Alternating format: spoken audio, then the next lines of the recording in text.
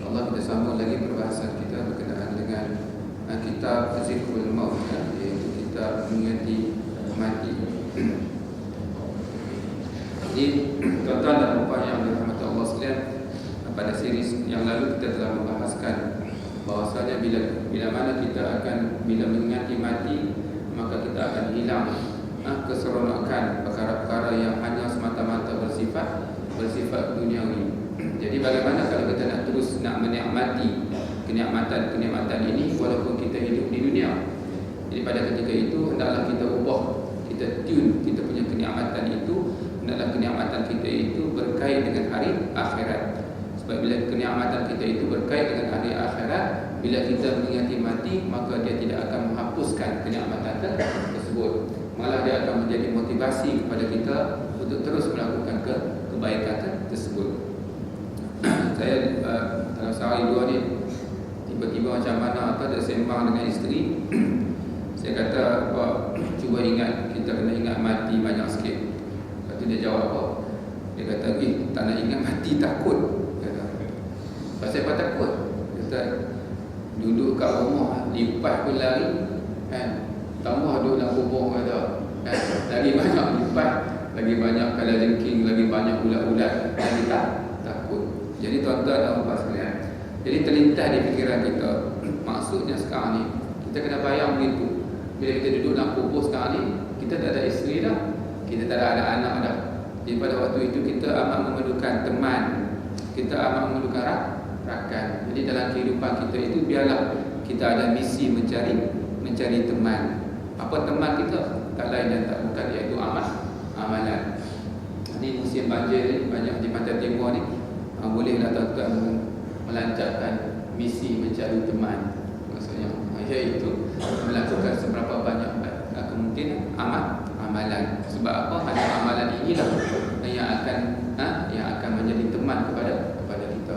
Suatu kita hidup di dunia ini, kita berjalan di atas tanah, maka tanah berkata kepada kita, kamu berjalan di atas belakang aku, kamu sekarang tuan aku, kamu boleh menyangkut, membajak di atas aku, kamu boleh mencucuk tanam di atas aku. Tapi kamu jaga-jagalah, bila mana aku mati, kamu mati kelak, maka akulah akan menjadi tuan kamu. Jadi dalam hadis yang sahih, bila mana orang yang berdosa ini, bila dia berjalan di atas tanah, di belakang atas tanah ini, maka tanah mencela dia, tanah melaknat dia. Maka tanah berkata, tunggulah, bila kamu balik, kamu datang kepada aku. Jadi bila dia kembali dalam keadaan yang demikian, dia kembali dalam keadaan dia tidak diundang. Jadi tanah pun benci kepada dia. Dalam riwayat tersebut, tanah kubur ini akan menghimpitnya sehingga bertemu tulang rusuknya. Tapi bagi mereka yang beriman kepada Allah Subhanahu Wa Taala, bila mana mereka kembali kepada tanah, maka mereka datang dengan diundang. Tanah menanti-nanti untuk memberikan penghormatan, meraihkan dengan sebaik-baik keraihan. Kita nampak tuan-tuan, tanah ni macam satu makhluk Allah yang mati, yang tak bergerak. Tetapi tanah sebenarnya dia hidup, dia juga hamba Allah, dan dia juga akan meraihkan mana-mana yang Allah raihkan. Bila dia masuk, kita masuk ke dalam tanah, tanah akan meraihkan kita. Tanah akan memberikan seberapa baik keselesaan kepada kita. Jadi tuan-tuan dan puan yang dirahmati Allah sekalian, sebab itu bila kita masuk dalam tanah, maka kita akan mengalami keselesaan. Sebab tanah akan menurut perintah Allah, sebab tanah juga merupakan hamba daripada hamba-hamba Allah. Jadi ini pentingnya kepada kita untuk kita sentiasa mengingati. Sebab dengan mati tersebut, Nabi kata, al-kaisu man dana nafsahu wa amila lima ba'dal maut. Orang yang bijak dalam Islam, daripada kacamata Islam, kaya ukur Islam, orang yang bijak itu bukan orang yang banyak sertifikatnya, tetapi orang yang bijak ialah mereka yang menginfakkan dirinya kepada Allah dan melakukan amalan-amalan yang membawanya dengan bekalannya selepas mati. Inilah golongan yang bijak. Jadi tak ada masalah kalau dalam keadaan kehidupan kita sekarang tak ada masalah. Cuma kita kena pastikan apa yang kita lakukan itu memberi kesan kesan, memberi impact kepada kita selepas mati. Itu saja tuan sekalian. Ini semua bergantung kepada niat kita. Jadi di sini seterusnya Imam Ghazali menggariskan cara paling baik bagaimana kita nak mengingati mati. Yang pertama iaitu cuba kita banyak mengenang rakan dan teman yang telah meninggalkan kita. Mungkin kita tengok kiri kanan kita, mungkin ada jemaah yang dulu bersama kita tetapi sudah tidak lagi bersama kita. Dalam 2-3 hari lepas, dalam WhatsApp ni atau kawan-kawan hantar, kenal ada kawan kita yang lama, batch kita, dia meninggal awal bulan Disember, accident, umur sama dengan kita, 42 tahun. Dah kembali kepada Allah. Isteri pula, kawan dia pula meninggal umur yang sama juga, demam denggi, meninggal dalam umur yang sama. Cuma Allah Ta'ala masih lagi memberi ruang kepada kita, peluang kepada kita untuk hidup. Dan kita tak tahu bila kita akan pergi juga menyusul kawan-kawan kita. Jadi ini yang pertama, itu banyak dengan mengenang rakan dan teman yang telah meninggalkan kita.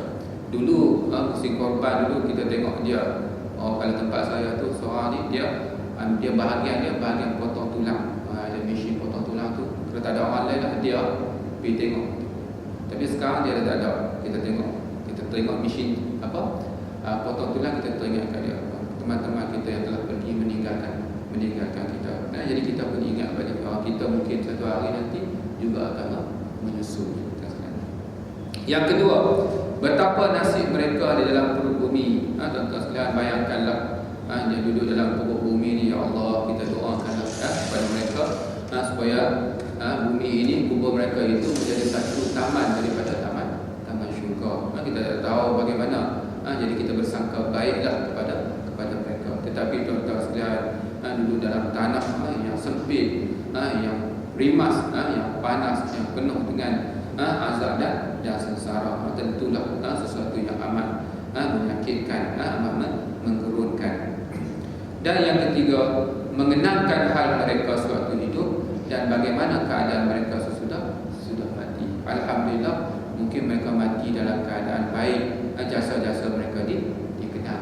Kita bagaimana jasa-jasa kita, bagaimana kematian kita. Sebab itu kita hendaklah sentiasa berdoa kepada Allah Subhanahu Wa Taala agar kematian kita itu, ya Allah, jika Engkau nak ambil aku, pastikan Engkau ambil aku dalam keadaan Engkau redha, sayang dan kasih kepada aku. Dan janganlah ya Allah, ketika Engkau mengambil aku dalam keadaan Engkau murka, dalam keadaan Engkau marah kepada aku. Dan akhirkanlah kalam aku dengan kalimah la ilaha illallah. Kenalah kita sentiasa berdoa. Tuan-tuan dan puan yang dirahmati Allah sekalian, ini yang ketiga. Yang keempat pula, bayangkan betapa tanah telah menghapuskan bentuk mereka yang sempurna itu, sehingga semuanya hancur lumat dimakan tanah. Tidak ada lagi rupa bentuk yang dahulu. Kalau kita tengok balik, kita bayangkan balik bagaimana proses membongkar kembali jenazah kubur ini, maka tak lain yang tinggal tulang, kerana masih ada tulang, masih ada, kalau tempoh yang singkat, masih ada rambut, dan masih ada gigi, tuan-tuan sekalian, yang selebihnya hancur, musnah, dimakan oleh tanah, tuan-tuan sekalian.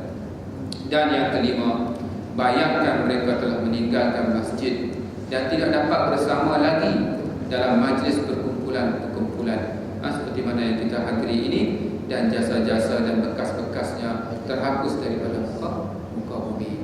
Mungkin setahun dua orang ingatlah, dan setahun dua orang ingat. Mungkin satu generasi orang ingatlah, sampai generasi yang kedua, generasi yang ketiga, orang tak ingat dah. Mereka anak cucu kita, orang tak ingat dah kita. Ini yang akan berlalu, tuan-tuan sekalian. Dan seterusnya, kemudian tidak berapa lama lagi, ingat pula, kemudian tidak berapa lama lagi, tak pasti, kita pula akan menjadi sama seperti mereka. Apa yang telah menimpa mereka akan menimpa kita juga. Kadang-kadang bila saat kematian itu, bila kita sembahyang, kita tengok bau naik hisab, kita pun dalam hati kita, inilah penghujung perjalanan seorang hamba di atas muka bumi. Tapi tak tahulah tuan-tuan sekalian, dia bertahan lama mana. asal kat surau kot, keluar surau atau balik daripada kubur, dah hilang dah perasaan tersebut. Dia tidak berbekas lama, dia tidak memberi kesan yang lama. Kalau kita tidak ada usaha kesungguhan untuk sentiasa mengingati perkara-perkara yang sendiri. Sebab itu kita amat digalakkan, orang kita ini, Islam ni amat menggalakkan kita supaya kalau boleh pergi ziarah kubur. Seminggu sekali kubur kat mana? Sini. Raja mana? Pergilah tengok tuan-tuan sekalian, ziarah kubur kan. Tidak pun pergi, kalau nak tak pergi kubur pun pergi hospital, tengok uat-uat yang kaki kena gantung, tiup penuh kat mulut tuan-tuan sekalian. Jadi kita balik, Allah naik rasa insaf, baru kita menghargai masa dan ruang yang Allah Ta'ala masih berikan kepada kita. Dan tidak kita doa doa angan-angan panjang situ lah. Kadang kita tak rasa pun maut itu amat dekat dengan kita. Cuba kita bayangkan orang yang naik kapal terbang MH17 itu, waktu dia naik itu, dia tak, saya rasa lah, tak ada siapa yang rasa bahawasanya perjalanan dia ini, kapal terbang yang dia naik ini adalah perjalanan yang terakhir. Tetapi ketetapan Allah begitu, maksudnya kita pun tak tahu bila, mungkin hari ini, mungkin besok, lusa, kita tak tahu. Tapi yang pentingnya pastinya kita kena bersedia. Sebab apa? Sebab yang paling dekat dengan kita tidak lain dan tidak bukan ahli keluarga kita, bukan anak-anak kita, tetapi sebenarnya adalah maut. Dia cuma menunggu masa saja, dia akan rentak dengan nyawa kita. Tuan-tuan dan puan yang dirahmati Allah sekalian, melazimkan ingatan-ingatan seperti itu, lebih-lebih lagi dalam masa menziarahi kubur ataupun melawat orang sakit, adalah baik sekali. Ini amat digalakkan sekali dalam Islam. Kalau kita boleh jadikan itu rutin harian kita, ia akan membaharui tekad kita untuk mengingati mati. Maka mudahlah kita mempersiapkan diri menghadapinya. Ini maksudnya inisiatif sendirilah kita sekalian, untuk beri kesedaran kepada diri kita. Bawa kalau boleh anak-anak cucu kita, cucu sekolah saya pergi kubur, tengok cerita sikit tentang sekalian, beri tazkirah sikit, pengajaran sikit, supaya mereka dapat mengambil pengajaran. Di samping menghindarkan diri dari tipu daya dunia yang mempersonakan itu, hendaklah apabila hati itu mula merasa enak dengan sesuatu mata benda dunia, segeralah diingatkan bahawa segalanya itu adalah sementara dan pastinya kita akan pergi meninggalkannya. Tengok rumah kita, tengok kereta kita, bila kita ingat mati, kita ingat perkara ini semua kita akan tinggalkan.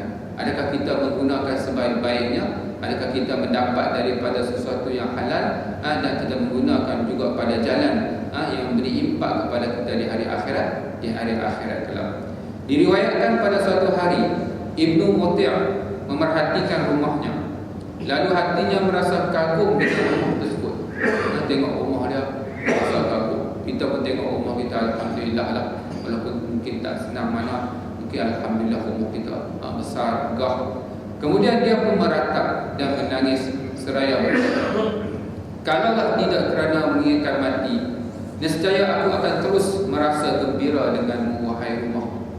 Tetapi disebabkan aku ingat suatu hari aku akan pergi, rumah aku akan jadi sempit sahaja, cukup muat-muat tubuh kita diletakkan dalam keadaan mengering. Pada ketika itu kita tidak mampu lagi untuk bergembira dengan apabila kita melihat rumah kita. Dan kalaulah tidak kerana mengingatkan nasibku ketika himpitan kubur kelak, pastilah mataku selalu terpesona dengan keindahan, wahai dunia. Kemudian dia terus menangis dan meratap lagi. Moga Allah merahmati Ibnu Muti' itu. Jadi tuan-tuan dan puan yang dirahmati Allah sekalian, ini cara dia, bagaimana kita ingat kepada kematian tersebut. Sebab semua yang kita ada di dunia ini semuanya bersifat sementara, yang pasti kita akan tinggalkan. Galakkan memendekkan angan-angan. Baik, di sini tuan-tuan dan puan sekalian, kalau kita tengok, kadang-kadang saya bila tengok bahaskan ni, kadang-kadang kita ada bercanggah dengan prinsip. Kadang-kadang kita pergi dengan ceramah motivasi, dia suruh kita have a dreams, have a dream. Sebab apa? Segala angan-angan dan cita-cita itu sebenarnya bermula daripada mimpi-mimpi indah. Jadi cuba capai mimpi-mimpi anda. Tapi dalam Islam nampaknya dia menyuruh kita supaya memendekkan angan-angan. Jangan nampak bercita-cita panjang, nampak macam tu. Adakah di sini wujud konflik ataupun pertempuran maksudnya? Jadi kita akan tengok. Saya teringat kata-kata cerdik pandai. Dia kata apa? The future is for those who believe in the beauty of their dreams. Masa depan adalah untuk mereka-mereka yang mempercayai, yang meyakini keindahan mimpi-mimpi mereka. Maksudnya mimpi indah kita, dan kita percaya dan kita yakin yang kita mampu capai. Adakah ini tidak terjatuh dalam panjang angan-angan? Sedangkan kalau kita tengok di sini, galakan dalam Islam dalam konteks ini, iaitu Imam Ghazali ini memendekkan angan-angan. Takut nanti dia jadi salah faham. Bila balik semua tak ada mood dah, tak ada motivasi dah. Kadang-kadang bekerja pun dah tak perform dah, jatuh dia punya pencapaian. Sebab apa? Sebab ingat mati. Ini mesti ada salah faham di sana. Kalau kita tengok orang yang hebat daripada zaman Nabi sampailah ke zaman kita dalam Islam ini, mereka-mereka ini semuanya orang yang kuat mengingati mati. Rasulullah sendiri orang yang paling kuat mengingati mati. Tengok dia pencapaiannya. Muhammad Al-Fatih hebat. Mereka ini juga orang yang banyak kuat mengingati mati. Salahuddin Al-Ayyubi juga orang yang kuat mengingati mati. Kenapa mereka jadi hebat? Kenapa bila kita mengingati mati kita jadi tak hebat? Salah faham. Dalam keadaan, dalam konteks kita memahami kematian tersebut. Sepatutnya kematian tersebut menjadi motivasi kepada kita untuk kita mencari seberapa banyak mungkin ruang dan peluang untuk kita membanyakkan bekalan amalan kita. Tak lain dan tak bukan, iaitu dengan menjadikan kita hebat daripada sumbangan tenaganya, hebat daripada sumbangan harta. Dari segi harta, kalau kita tengok sekarang ni, tenaga tak boleh nak buat apa. Yang terkepung, maksudnya orang yang banyak terkepung sekarang ni, yang diperlukan adalah iaitu harta dari segi makan minumnya. Yang diminta bukan boleh kita berdoa, tapi keperluan sekarang ni lebih kepada material. Orang yang paksa jatuh makanan, tak cukup makanan, takut tempoh akan menjadi panjang, terputus hubungan yang hanya akan dapat sampai melalui jalan udara. Kalau kita duduk dalam keadaan tersebut, sudah pastinya kita dapat memahami. Bersabda Rasulullah sallallahu alaihi wasallam, apabila engkau bangun pagi, janganlah tunggu hingga ke petang. Ini maksud dia. Maksud jangan panjang angan-angan ni. Maksudnya bab amalan ni. Apabila kita bangun pagi tuan-tuan sekalian, jangan kita tunggu hingga ke petang. Hingga petang kot lapang sikit, bolehlah ambil tasbih. Kan? Jangan tunggu, takut tak sampai ke petang. Janganlah tunggu bila sampai petang. Jangan pula tunggu hingga ke pagi. Esok lapang sikit hujung minggu. Macam tu. Kan? Hanya satu kenduri banyak. Besoklah ada lapang sikit, boleh buat solat-solat sunat. Besok pula sampai besok lagi cuti sekolah hari Senin, tapi tangguh-tangguh situ. Janganlah tunggu hingga ke pagi. Sediakanlah bekal hidupmu dari sekarang untuk matimu kemudian hari, dan ambillah kesempatan masa sihatmu untuk masa sakitmu nanti. Bila dah sampai waktu sakit, banyak benda yang kita tak boleh buat. Sunat-sunat ni memang dah kita terpaksa korbankan. Solat sunat, duduk kan, kalau kita duduk, misalnya Imam Syafi'i duduk tahiyat akhir tu, sengit sikit, kaki ibu jari ni lipat. Main kita berumur tak boleh dah kan, semua pakai duduk macam tahiyat awal kan. Nak kata mazhab Syafi'i juga, awak yang duduk macam tu tak boleh dah ustaz kan. Lagi badan saya besar ustaz, lagi saya turun merau orang sebelah maksudnya macam tu. Jadi banyaklah benda-benda yang kita kena korbankan. Tak boleh macam dulu dah. Kalau minta tolong, minta bantuan, kita lah orang yang cepat. Tapi waktu kita sakit, mungkin kita tak boleh dah. Nak tergesa-gesa, nak jadi kuat macam dulu. Jadi ambil kesempatan waktu sihat kita sekalian. Sesungguhnya seberat-berat perkara yang aku takut berlaku ke atas diri kamu ialah dua perkara. Kata Nabi, seberat-berat perkara yang aku takut berlaku ke atas diri kamu ini ada dua perkara. Apa dia?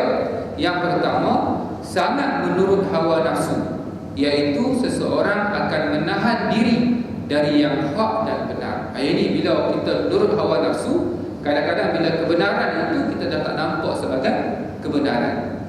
Dia tertutup daripada kebenaran tersebut. Sebab apa? Sebab dia tak kenal dengan nafsu kita. Saya pernah sembang-sembang lah, berbual-bual dengan orang yang amat dekat dengan saya, kan. Dia kata apa? Dia kata sebenarnya dalam Islam ni, tuan-tuan dan puan-puan, dia kata sebenarnya dalam Islam ni, sembang dengan saya lah, dia kata tak ada pantang-pantang ni. Kalau nak makan apa-apa, makan saja. Sebab apa? Dia kata seorang ustaz dia cakap keinginan itu pemberian Allah. Kenapa kita nak berhenti? Kenapa kita nak halang? Tak boleh. Kalau kita rasa nak makan apa, kita makan saja. Tak ada lah hadis Al-Quran suruh kita pantang. Jadi saya kata ada Al-Quran yang suruh kita pantang. Apa dia? Wala tulqu bi aidikum ila tahluka. Jangan kamu campak diri kamu ke dalam kecelakaan. Sebab bila makan tak pantang, dia kata tengok kes lah kata Ustaz. Ada kes si fulan ini bila dia makan kena berapa? Duku langsa tu. Malam tu satu keluarga tak boleh tidur. Buat apa? Kena pijak belakang. Anak pijak kaki, mak pijak belakang semua. Satu keluarga tak boleh tidur. Kan? Itu maksudnya kemudaratan lah tu, kan? Tapi tak ada pantang. Sebab apa? Sebab tak kena dengan hawa nafsu kita. Kita pun carilah ustaz-ustaz yang sokong kita punya keinginan. Sedangkan banyak ustaz-ustaz lain kata kena pantang, kita pun pergi cari seorang dua ustaz yang kata tak payah pantang. Sebab apa? Keinginan itu daripada Allah. Ini kadang-kadang bila kita menurut hawa nafsu, maka kita akan menahan diri kita daripada hak dan benar. Dia tak setuju dengan saya, itu je. Yang lain semua dia rujuk dengan saya, kan? Cuma yang ni saya tak setuju, dia kata. Hak ni saja tak kenal kan nafsu dia. Yang lain semua setuju, yang ni saja. Pasal pelik kan? Semua orang ada setuju, yang ni tak setuju. Pasal apa? Jadi mesti satu orang kat situ. Yang kedua, panjang angan-angan, iaitulah mencintai dunia. Ini yang kedua yang Nabi takut bila kita terlalu panjang angan-angan, iaitu kita maksudnya mencintai dunia. Nabi kata apa? Al-hubbu ya'mi wa yasum. Cinta itu membuta dan memekakkan. Cinta itu membutakan dan memekakkan. Sebab itu kita tengok orang yang jatuh cinta kita cakap, dia tak dengar. Dia tak dengar lah. Kahwin dah 20 tahun lah, anak satu batalion lah, kan? Dia jatuh cinta, kita cakap dia tak dengar. Sebab apa? Memang hakikat cinta ini dia membuta dan memekakkan. Dia tak nampak dan dia jadi pekak. Jadi tuan-tuan dan puan sekalian, jadi Nabi sebenarnya dia tak masukkan cinta dunia tu. Dia masukkan cinta ni, kalau kita cinta dunia, maka kita akan jadi buta dan pekak dengan hari akhirat. Tetapi kalau kita cinta akhirat, kita akan jadi buta dan pekak dengan dunia. Seperti itu. Jadi jangan kita terlalu panjang angan-angan. Panjang angan-angan akan menjadikan seseorang lupa kepada mati. Ini yang takut. Kalau angan-angan tersebut tidak membawa kita kepada lupa kepada kematian, tidak menjadi masalah. Tetapi kebiasaannya, angan-angan kita yang bersifat keduniaan ini akan menyebabkan kita lupa kepada kematian dan tidak menganggap mati tidak akan sampai kepadanya secara spontan. Jadi dia berujar, bukan drastik pun, jangan-janganlah drastik. Biasa dia sakit lama dulu, kafarah, habis dosa dulu, kan? Lepas tu kita sempat bertaubat, baru kita mati. pandai dia berhujah begitu. Dia tak tahu. Mereka lupa bahawa pendapat itu tidak benar. Mana boleh garanti kata kematian kita akan sedemikian. Mungkin kematian kita dalam keadaan mendadak. Ingatlah bahawa mati itu tidak pernah berjauhan dengan manusia. Kerana mati itu tidak ada penetapan masa yang tertentu, sama ada kepada anak-anak, orang muda, dewasa atau orang tua. Tidak pernah menjadi syarat mati itu sakit. Tidak pernah menjadi syarat mati itu tua. Tidak pernah. Orang muda mati, orang sihat mati. Jogging setiap hari pagi. Setiap pagi jogging.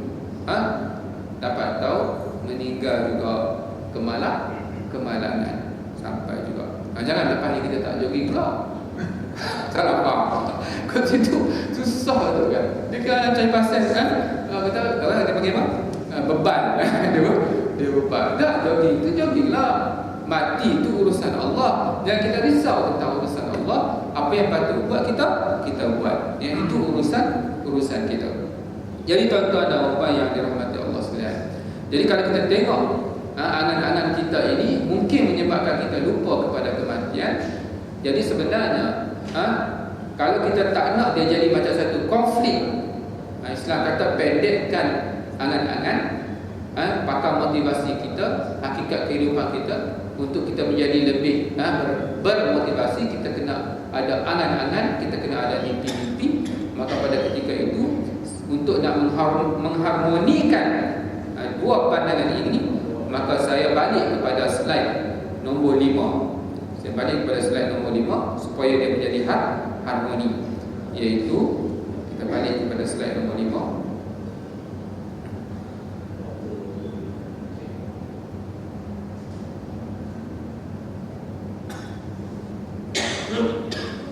Sesungguhnya maut itu boleh melenyapkan kenikmatan dari orang-orang yang harus menerima nikmat. Bila mana kenikmatan itu tidak berkait dengan akhirat. Jadi apa yang patut kita buat, angan-angan kita, impian kita, mimpi-mimpi kita, carilah mimpi-mimpi, angan-angan, cita-cita yang tidak berakhir dengan maut. Maksudnya kita kena tune kita punya dreams itu sesuatu yang memberi kesan, impact hingga selepas mati. Dia tidak berakhir dengan kematian. Contoh, macam mana Ustaz? Bagi contoh kata Ustaz. Contohnya, kata Nabi, sebaik-baik manusia iaitu mereka yang dapat memberi manfaat kepada manusia yang lain. Dengan apa? Dengan harta. Saya nak menjadi orang senang, ya Allah, dengan harta yang banyak, maka saya boleh memberi manfaat yang banyak kepada manusia. Saya boleh berdoa seperti orang miskin. Saya boleh juga memberi bantuan material yang mana orang miskin tak dapat lakukan. Pada waktu itu, angan-angan kita, mimpi-mimpi kita tidak akan terhapus, tidak akan terhenti dengan kematian. Malah bila kita ingat kepada mati, maka dia menjadi lebih bersemangat, dia menjadi lebih bermotivasi. Ini untuk kita mengharmonikan dua pandangan tersebut. Baik, kita sambung balik. Tuan-tuan dan puan yang dirahmati Allah sekalian, tidak bermusim. Mati ini juga tidak bermusim. Bukan musim perayaan saja. Tuan-tuan sekalian, musim perayaan berapa kematian hari ini. Kalau kita tengok kematian statistik hampir sama dengan waktu tak perayaan dengan waktu perayaan. Cuma yang ini kita media highlightkan, nampak berapa ramai hari ini mati, tuan-tuan sekalian. Tidak seorang pun dapat menjangka masanya yang tertentu. Apakah manusia itu tidak dapat melihat, yakni mengukur dirinya dengan melihat orang yang mati di hadapan matanya. Jadi tak rasa kah? Tak ada kesedaran lagi kah? Bila kita melihat rakan-rakan kita yang sebaya dengan kita, malah muda daripada kita, pergi meninggalkan dunia ini, tuan-tuan sekalian. Kawan saya, adik dia sihat elok-elok, tuan-tuan sekalian. Daripada Sabah dia naik kapal terbang, jatuh, meninggal. Umur berapa? 32 tahun. Tak ada sakit apa-apa. Itu zaman sekarang ni. Mudah manusia mati, tuan-tuan sekalian. Apakah dia tidak dapat menginsafkan dirinya dengan melihat jenazah orang yang yang mati. Tengok jenazah, tak ada rasa insaf lagi, tuan-tuan sekalian. Alangkah, kata Imam Ghazali, alangkah lalainya manusia itu. Manusia yang bila mana dia melihat semua ini, tidak memberi kesedaran pada dirinya, tidak memberi keinsafan pada dirinya. Maka jika kita muhasabah diri kita, jika kita terduduk, terjatuh dalam golongan ini, maka pada ketika itu bolehlah kita katakan kepada diri kita, betapa alangkah bodohnya aku ini, tuan-tuan sekalian. Jadi kita tak payah muhasabah kat orang, kita muhasabah diri kita. Di mana kedudukan kita dalam konteks kita mengingati mati, dalam konteks persediaan kita untuk selepas mati, tuan-tuan sekalian. Tuan-tuan dan puan yang dirahmati Allah sekalian, jadi cara yang paling baik ialah dengan membandingkan dirinya dengan orang lain yang telah dilihat olehnya di hadapan mata kepalanya sendiri. Kerana walau bagaimanapun seseorang itu cuba mempertahankannya, pada suatu hari nanti jenazahnya akan tetap diusung juga dan mayatnya akan dikuburkan seperti orang itu. Takut, tuan-tuan sekalian, kalau duduk dengan anak-anak waktu cuti, duduk main dengan anak-anak, tengok mereka semakin membesar. Mungkin tuan-tuan dan puan sekalian cuti sekolah, tengok cucu-cucu kita semakin membesar. Maksudnya masa kita semakin suntuk. Jadi tengok kita yang takut, cukup ke aku ni amalan aku ni, bersedia ke aku, sedia tak bersedia. Bila sampai masa maut tidak pernah bertanya kepada kita sama ada kita bersedia atau tidak bersedia. Bila sampai masa terus disentak aja nyawa kita. Tidak ada ubat yang mujarab selain mengukuhkan imannya dengan hari akhirat. Cara kita untuk mengingati mati ini, tidak ada ubat yang mujarab selain mengukuhkan imannya dengan hari akhirat, cinta kepada hari akhirat, dan membayangkan apa yang akan berlaku atas dirinya oleh siksa yang pedih dan pahala yang bertindih-tindih. Di sini ada dua perkara, iaitu kita namakan sebagai, kita kena ingat khauf dan raja. Khauf ni kita ingat takut balasan-balasan, bukan nanti di hari akhirat. Dalam alam kubur sendiri dah ada balasannya. Dihimpit, digigit oleh binatang-binatang yang berbisa. Dan pada waktu yang sama kita meletakkan harapan semoga kubur kita bukan menjadi satu lubang daripada lubang neraka, tetapi merupakan satu taman daripada taman syurga. Apatah lagi di hari akhirat kelak, kita akan ditempatkan di dalam syurga Allah Subhanahu wa taala. Apabila perasaan orang itu telah digelubungi oleh keyakinan, pastilah akan terhapus rasa cinta dalam hatinya kepada dunia. Sebab apabila hati telah dilekati dengan rasa cinta kepada sesuatu yang mencemaskan, seperti menghadapi kematian, tentulah hati itu tidak ada tempat lagi untuk dipenuhi dengan cinta terhadap sesuatu yang tidak berharga, seperti mencintai mata benda dunia itu, tuan-tuan sekalian. Hati ini, tuan-tuan sekalian, dia ibarat, kata Imam Ghazali, macam mesin pengisar tepung. Dia akan kisar saja, terpulang. Dia memerlukan isi, memerlukan bahan. Kalau yang masuk itu dunia, maka dunialah isinya. Kalau masuk itu akhirat, maka akhirat isinya. Jadi terpulang kepada kita, kita nak isi hati kita, kecintaan kita ini kepada dunia ataupun hari akhirat. Sebab kalau kita isi dengan hari akhirat, insya-Allah dunia ini tidak akan menjadi terpesona kepada kita, tidak akan melupakan tujuan selamat kita, iaitu untuk menjadi hamba Allah, untuk mencari seberapa banyak mungkin keuntungan, laba daripada apa yang kita lakukan di atas muka bumi Allah Subhanahu wa taala ini. Kalau kita tengok, ingat balik bagaimana motivasi yang memberi motivasi kepada Ibrahim Adham. Ibrahim Adham ni keturunan raja. Jadi bila mana dia terlibat dengan alam kesufian, maka dia melepaskan jawatannya, kedudukannya. Bila ditanya kepada dia apa yang memberi motivasi kepada dia, maka dia jawab dia 3 perkara. Yang pertama iaitu kita tahu, semua kita tahu kubur itu sunyi. Adakah kita masih tidak mahu mencari teman, rakan dan kawan? Yang kedua, kita tahu akhirat itu abadi, dunia ini sementara. Masihkah kita tidak mahu mencari bekalan yang mencukupi? Dan yang ketiga, kita tahu nanti kita akan diadili di hadapan Allah Subhanahu Wa Taala yang Maha menghukum, yang Maha adil. Tidakkah kita masih mahu mencari hujah-hujah untuk kita menjawab di hadapan Allah Subhanahu Wa Taala? Dengan tiga perkara ini, memberi motivasi kepada Ibrahim Adham, membawa dia, memberi komitmen kepada dia kepada agama, mencari seberapa banyak mungkin amalan kepada Allah Subhanahu Wa Taala.